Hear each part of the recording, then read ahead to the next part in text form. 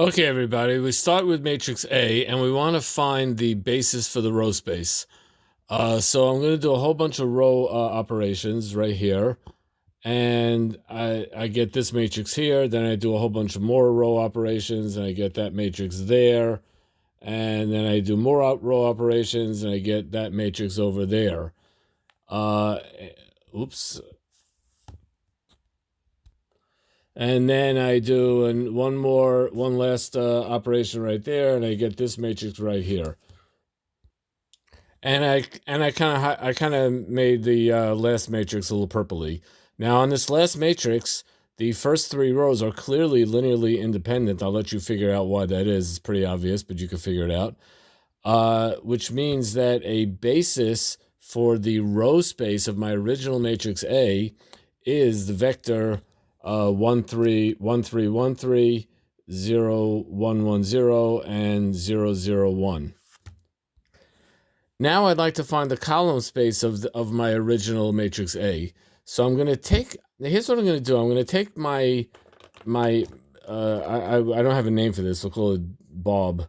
And I'm going to do a couple more operations on it. I'm going to take -3 row 2 plus row 1 minus 3 row 3. That's going to become my new row 1. And now Bob is going to become this matrix right here. Well, this last matrix now, which I'm going to call, I guess, Sylvester.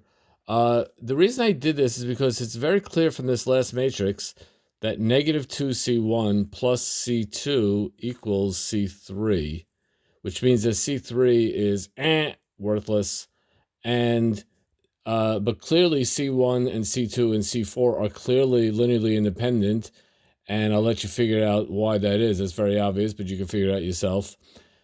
C3 is written as a combination of the other guys. So now a basis for the column space of my original matrix A, let's not forget my original matrix A, there's A. The basis for the column space now is this and that, which oops, I wrote it wrong. I take that back. I did not write it wrong. I wrote it right.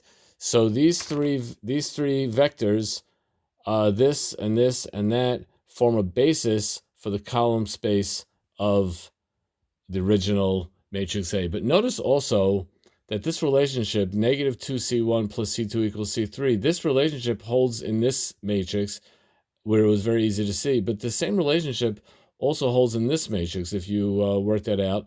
And that same relationship of -2C1 plus C2 equals C3, that also works in the original matrix A. If you figure it out, you'll see that that relationship works in all three of those matrices.